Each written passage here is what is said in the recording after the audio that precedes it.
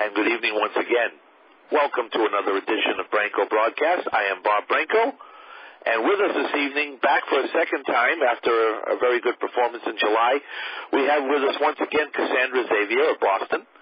Casandra has another topic she'd like to discuss with you this evening, and so without further ado, welcome back, Casandra Xavier. Thank you. It's great to be back on Branco Broadcast again. The last show was really, really cool. I'm hoping this one will be just as great or even better than the last. So today I want to talk to you guys about something we may have experience in having happen, but we don't know who to talk to about it. It's the most unknown, mysterious thing known as sleep paralysis, known as old hag syndrome. I have done an academic research study on this back in my days of college in Boston, and the subject resurfaced again among conversations between myself and some other close friends. So I figured I would do another approach to this and bring it to you guys, and I wanted to talk to you guys about this subject and see what you guys hear how you guys feel about it. I guess I would talk about what happened primarily when that first started happening with me. Please mute your phone. Whoever's coughing, please mute your phone. Go ahead, Cassandra. Okay. So primarily what happened when I first realized this thing called old hag syndrome, known as sleep paralysis, exists, was when I moved to my first apartment in Boston, Massachusetts. That was in Mattapan, probably known as Hyde Park. I was about 6 years old and was just like jumping up and down on the bed, like bouncing around, like fully energized child, like most kids would be. And all of a sudden, I laid down for a couple of seconds, and I realized I couldn't move at all. And I was only able to move my eyes left and right. Still couldn't see much. But the part that scared me was how I was able to hear, people's conversations, but I still could not move for a couple of minutes. And as soon as that cycle broke, I jumped right out of that bed and I hightailed it right out of that room. I didn't understand what that was for several years. And when I was doing my academic research study in college, I learned that it was basically when the brain gets stuck between two stages of sleep, and this other thing that happens is known as rapid eye movement, REM sleep. And when you get that sensation of fear, it's basically, how the body reacts when you are having an episode of sleep paralysis. And the causes of that would be, extreme exhaustion or, pretty much tired beyond belief, but you're not getting enough sleep, or interrupted sleep patterns. So when you finally get to rest, you pretty much trigger an episode for sleep paralysis to become invited. That is the scientific aspect of that. And it's harmless. It doesn't cause anyone any harm. It's just the scariest 3 minutes of your day. So anyone have any questions or anything? Is there a cure, Cassandra? There are no cures for sleep paralysis other than sleeping well.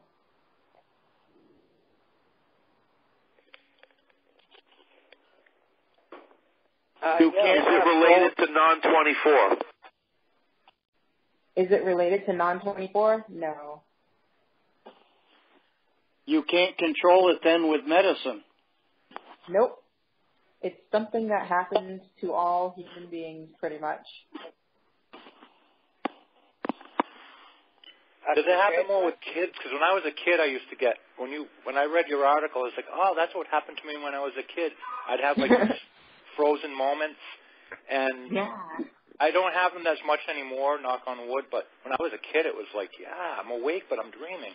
I'm frozen in that between, yeah. Can't get off that spot, and also sleeping on your back triggers an episode as well. Yeah, that was informative too, because I used to love sleeping on my back, but that's when I noticed it happened the most.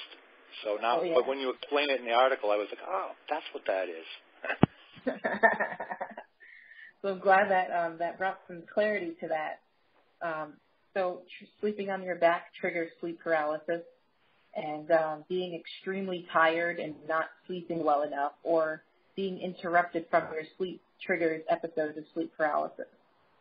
So that's not something that can be easily avoided, but one thing you can avoid is sleeping on your back if you can, you know. This is Karen. Hi. Yes, hi. I had something similar when I was growing up.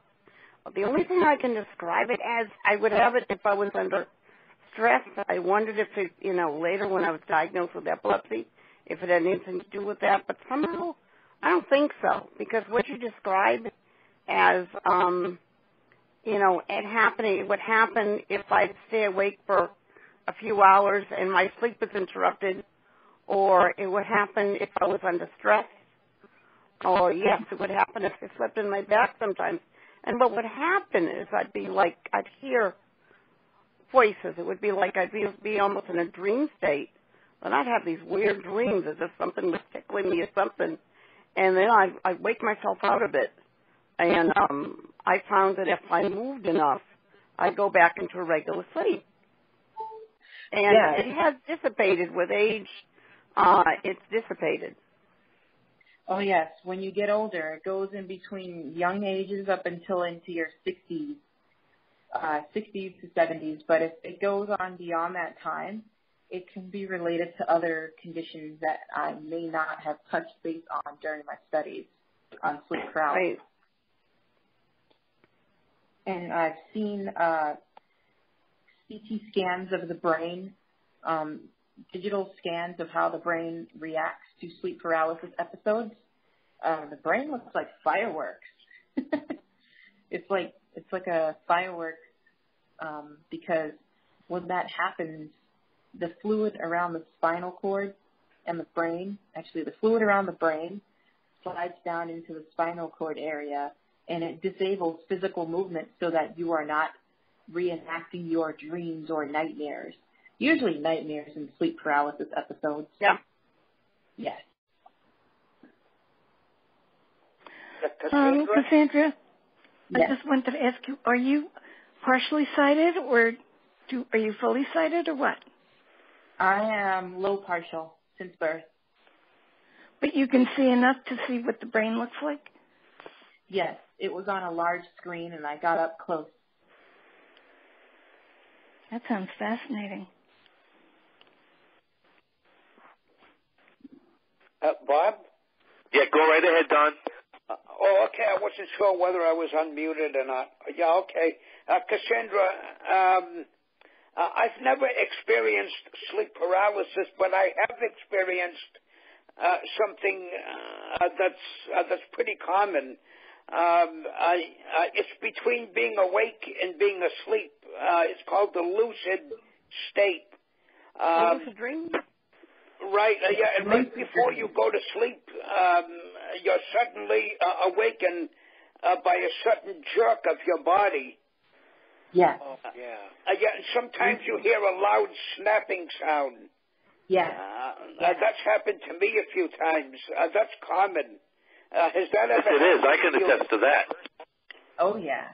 Yeah. That is very common. I've had a lot of these things happening, but lucid dreaming can actually be induced. You can actually trigger that yourself. Yep. With a high concentrated meditation. Whereas it's weird too because you know that you're dreaming, but yet you're half awake. And that sudden jerk of your body, and you hear that snapping sound. In some cases, not all, but some, the person would experience an OBE. Which is which is an out-of-body experience. Now, that I have never had, but I've had these other things that I've mentioned. Have you ever had an OBE? I actually have, in fact. I have had. No kidding. I have. I had. No kidding, really. Seriously. This is why the subject was that much more interesting to write about. Yeah. I have had an out-of-body experience when I was 17 and 15. These were during medical procedures, like surgeries. I wrote an academic essay about near-death experiences, and I had to back all of that up with scientific research to prove that it was real, because whenever I mention that subject, people say that it came out of the subject matter of parapsychology. And I basically broke it down for them in the academic research. So yes, the out-of-body experiences are absolutely real, and there is scientific research to back it up. I got all that information at the Massachusetts General Hospital from, like old templates of episodes of people reporting that. So out-of-body experiences is basically the brain, especially in traumatic situations, fight or flight stages is what your brain experiences, giving you the illusion that you are quote-unquote dying. But it's basically the brain deciding whether or not to be still functioning or to just die during the event of a traumatic situation. But my experience was during a surgery I was having, and I had recalled seeing my mother yelling at the doctor, telling him to fix the disaster he came over to give her, that I was having problems with surgery, and that they were trying to do their best to get me back to speed. And I saw the outside of the Mass Eye mirror, and I saw myself laying on the bed with a bunch of wires hanging out. I looked like a human squid, and I did not look like myself because of the swelling from the surgery on that side of my face. Oh, but right. Back to myself, I was in so much physical pain and so tired. It was like being body slammed after that out-of-body experience, or NDE, as I would call it, near-death experience of some sort. I've had dreams, not near death, but I would leave my body. Some of them were more like lucid dreaming, so I don't think it was trauma, but it was like a dream where I would consciously say I want to leave and go travel, like I guess you said meditation and all that. But you feel the sense that you're leaving your body, but it wasn't because it was trauma. It was more of a dream, just having the dreams about it. Yeah, like you feel like you're going on some kind of slide and you're just like zipping around all these places, like zip, zip, zip, all quick and cool and everything. Yeah, right. That seems to be pretty cool and like harmless. But then you wonder, like, did you really leave yourself? Well, Bob, may I say something? Yeah. Yes, go ahead. This is Joni. I spoke a little bit before. When I was a child, up to a few years ago, I would have the experience of lying in bed, going to sleep, and then feeling myself rising from the bed. I knew that my body was on the bed, but I felt like I was going up, up, up. And I said to myself, now if I don't move, I'm going to stay up there. And I would be flying around. It was the most wonderful feeling. I always that was loved an OBE, Tony, I think. Definitely out of body. Yeah. Yeah. And I always kept wishing that I would have more of them. I remember having them in college, and I never felt so good. I mean, it was just wonderful. But I never told anybody that I had them. And just a few years ago, I don't know who I was talking to, and I said, I have these things. I haven't had them for a long time. But when I had them, it was the most wonderful feeling because I was flying above everything and not afraid to move, but wanting to move and wanting to hold on to the situation, and then kind of floating, and then going down, down, down, and quietly going back on the bed. And they said, that's an out-of-body experience. I said, it is? because I always heard about out-of-body experiences, but I didn't know what that was. I just loved it. I still wish that I could get myself into it and have one tonight. So have you some studied... of those experiences can be really good, and some can be scary. Yeah. Have you studied they do dreaming? go hand in hand with the near-death experience. I'm well versed on NDEs. But I've heard there's so many talk shows on them. They were researched exhaustively, and OBEs seem to go hand in hand with NDEs.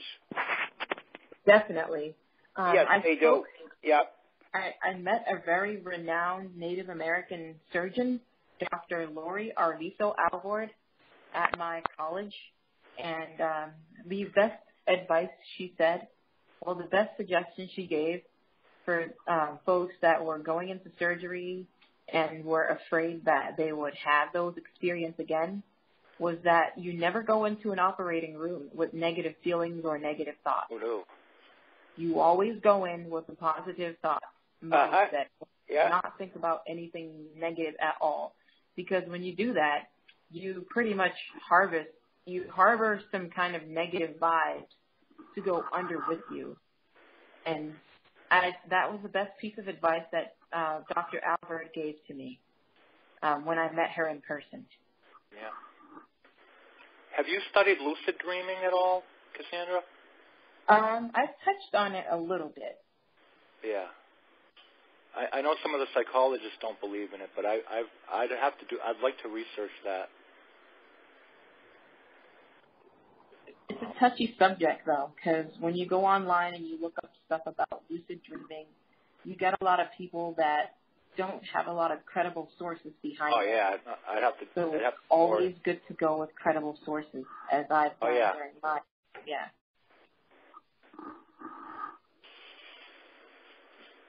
Okay, anyone else?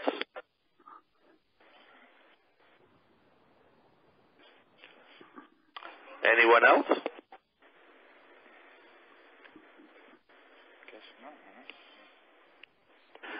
Ed, do you have a question for Casandra? Still there? Well, lucid dreaming, I believe it. Because sometimes I remember dreams that I've had quite vividly, and other times I remember them when I have them, and then they just fade away and I don't remember them anymore. Yep. Yeah, some of them are like that. Like controlling your dream, like you say, I know I'm dreaming, so it's not going to be a nightmare. I don't. Yeah, that's exactly right, Steve. That's what I'm talking about. In lucid dreaming, you're half awake and half asleep. Yeah. So and you know that you're dreaming. It's really weird. I know. I've had them a few times. And I had one just this past week when I was up in northern Maine at my stepdaughter's house. I was half asleep, and I was walking to the bathroom, and I closed it. I said, "This is odd. I'm not even awake." And it was kind of like a lucid dream kind of feeling. I knew I wasn't awake. Yeah. Well, when I was a child, I could not believe when I had my dreams. Well, during my whole life, my dreams always have been very, very vivid, extremely vivid. And when I was, I don't know, maybe 4 or 5 years old, and I remember this, I had a dream that I was in the bathtub, and I heard this voice saying, "Goodbye, I'm going down the drain." And I was so afraid that I was going down the drain, and it stayed with me my whole life. I never forgot that. And I've had a lot of dreams like that, and I could not, when I was little, I thought the things were really happening. Yeah. I was so convinced, and my parents would say, "Oh, you're okay, it's a dream. It didn't really happen." "Oh, yes, it did. I was there. And I insisted that I was there, and it really was happening." Yeah. There's a few of us here online who had sight before. And me, I'm totally blind now, but I had partial sight when I was a teenager, and I still dream in the visual sense. Yeah, you know what's funny about that is I only dream what I could see, what I can see or could see. Like I never dreamed seeing out of my right eye because I never saw out of my right eye. So it's Same really here. weird. Yeah, it's really weird.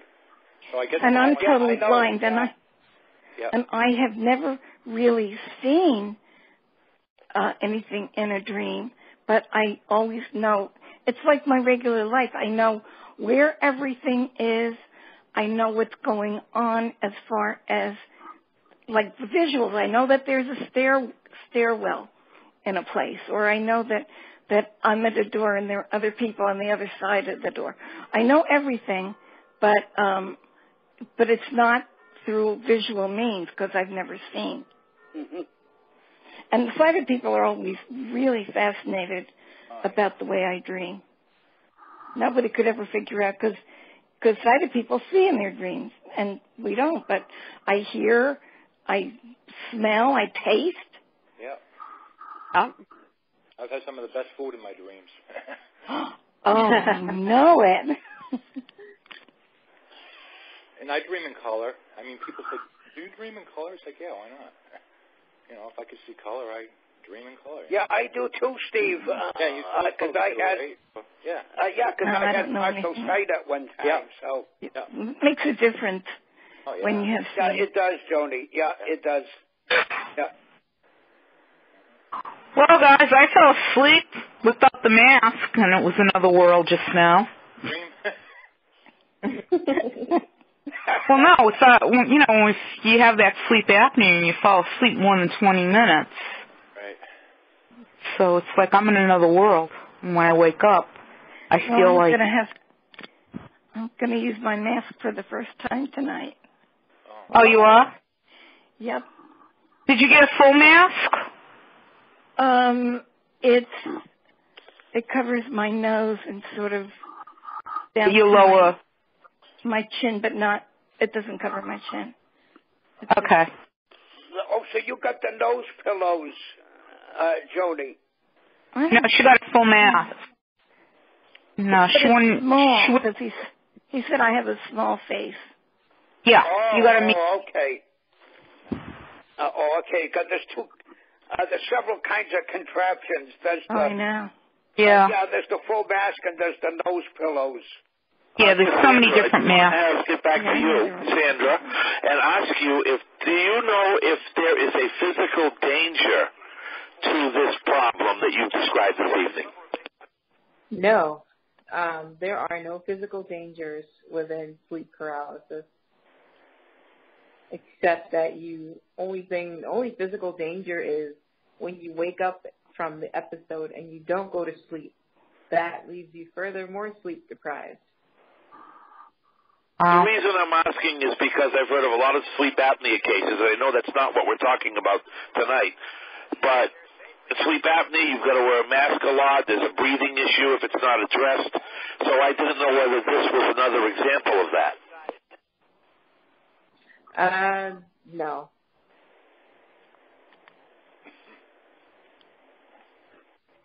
Okay, thank you. Anyone else?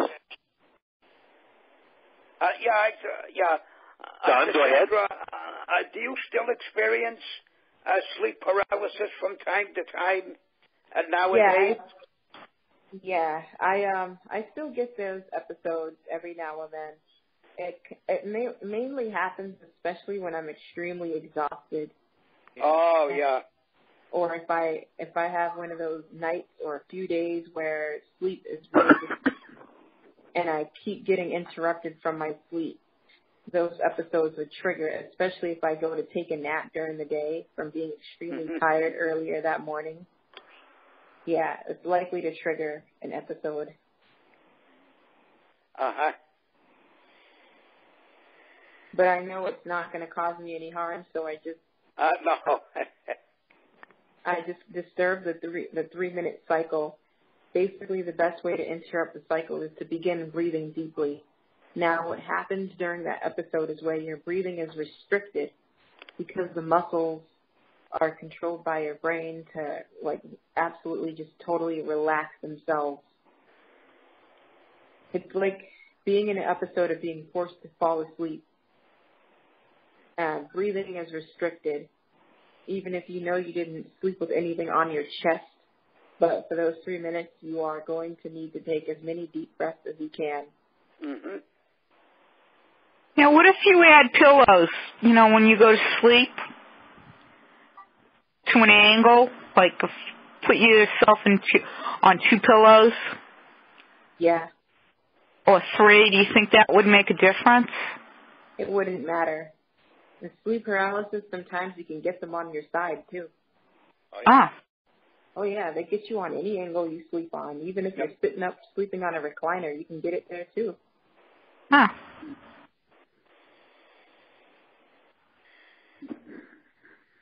Yeah. Now, you must have heard of non-24, and I'm wondering if this sleep paralysis is a symptom of non-24 based on the way you described it and the way that some of us can relate to it. And we all know, what non-24 is by now and why it exists, at least as far as the blind community is concerned, so they say. So if I'm to be correct on this, you got doctors out there prescribing meds for non-24, which I don't think they should. So I'm wondering if that's a direction that we shouldn't even go in. Probably. I'm not sure. I mean, I've heard of non-24, but I don't think that would be the direction that it would go in.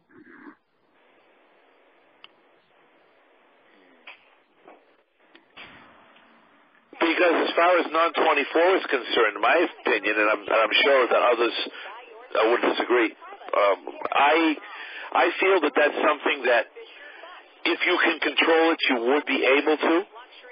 And that I don't know if a medication necessarily would help it. If it does help somebody, that's great. But I'm just wondering if it's a necessary thing to do for non-24. I think they invented the drug or invented the disease to prescribe a new drug. Because I went to a talk on that at Perkins. It was very enlightening. These guys are saying, sighted people can get non-24. Because I wasn't even going to go because I thought, only totally blind people get it. And they're saying, if you're partially sighted, you should go because you can get it too. And it's like everyone has trouble sleeping from time to time. But I'm not an expert on it. But it sounded really interesting when they're saying sighted people get non-24. Well, Steve, the official story about non-24, the way I understand it, is that not enough light comes through the eyes of a blind person to regulate the waking hours. And that's why blind people are more known to have it. That's what I heard until I went to that talk at Perkins. I've heard of that too. And they're pushing an orphan drug to prescribe to non-24 patients. That's my opinion, but. Well, I think Vanda Pharmaceutical kind of took this and started doing studies, and it's a drug that they can make money with, and that's what it's really about with them. I think that it started with good intentions, but the drug that they are prescribing to people has a lot of different side effects that, my doctor said don't take it. I'm doing well with melatonin, and hopefully my sleep will improve with the mask, sleep apnea, which I never knew I had. But the non-24, they don't really tell you that if you're over 65, you shouldn't take it. You'll have bad nightmares. Your liver can be affected. Your kidneys can be affected. Who needs that? Do you know what they're prescribing for it? Yeah, they have, I forget what the name of it, Hipla or something, I don't know. Yeah. Yeah, they came up with a drug, and when they were doing the studies, in the very beginning, when the doctor from Harvard was doing the studies, they were paying people like $8,000 to spend a couple months in Boston so that they could study them. And then Vanda Pharmaceuticals got a hold of it, and you see it all over TV. And Yeah. it's I don't think it's a good idea. Now maybe if you're young, now look at Mike Lance.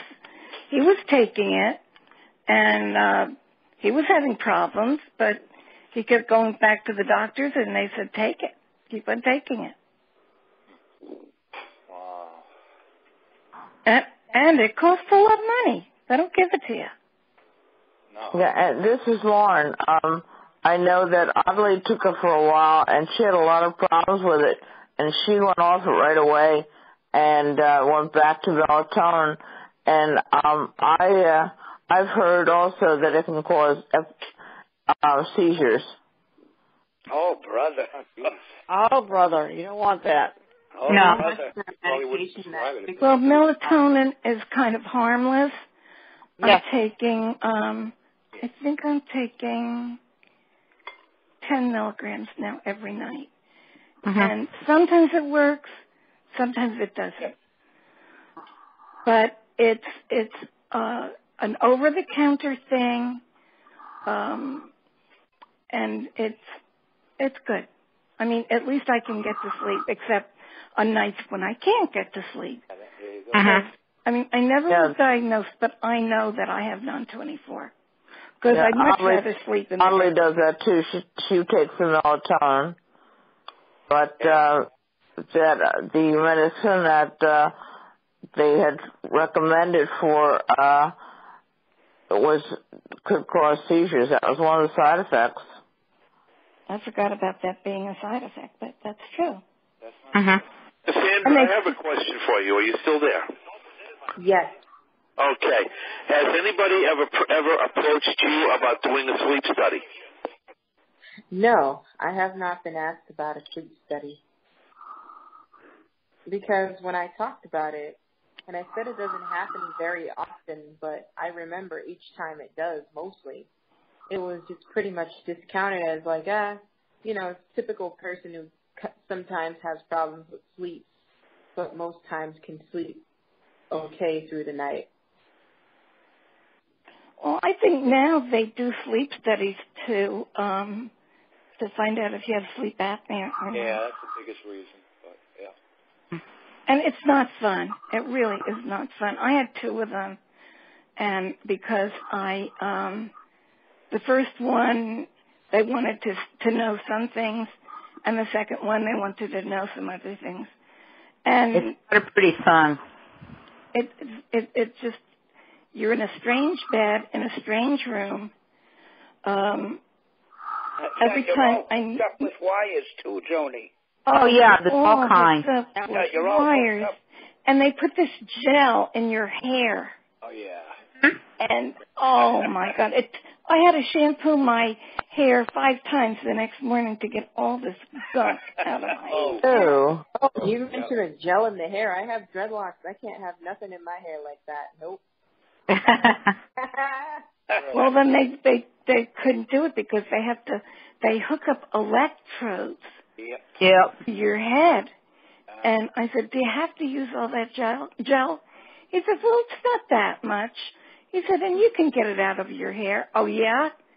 So the next time I went, I had a haircut, and I had my hair cut real short. Because I said, I don't have long hair, but I'm not going to go through this stuff again. Oh, my God, no. 4 shampoos and still couldn't get it all out. Yeah. Yeah, I remember when I was a kid, they gave me a brainwave, but that stuff was in my hair. It was like, oh, my God. I don't mean to laugh, guys. That's all right. I mean, I've been through it so much. That's when it's like, oh, okay. You're someone who's got dreadlocks all the way down their back. You cannot have just anything going in your hair because that's like several hours of washing and conditioning. Yeah. I don't even know what dreadlocks are.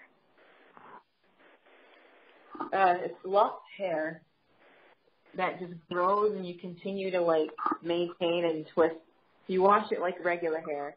Isn't that what they call a lazy hairdo? No. Anyone else? We'll take a couple more questions before we wrap up. Somebody's got a... Casandra, we appreciate you being on, sharing your experience about sleep paralysis. I've learned that this is more common than I thought, that I probably have it. You know, I can relate to lucid dreams. I can relate to semi-sleep. I can relate to all that pretty well. So what you've discussed, as far as I'm concerned, is very common amongst a lot of people. Oh, yeah. So we thank you for sharing that with us and enlightening us again about your issues, and thanks for being on the program this evening. Thanks for having me. Not a problem. It's my pleasure. Have a wonderful week, everyone. Thank you, Cassandra.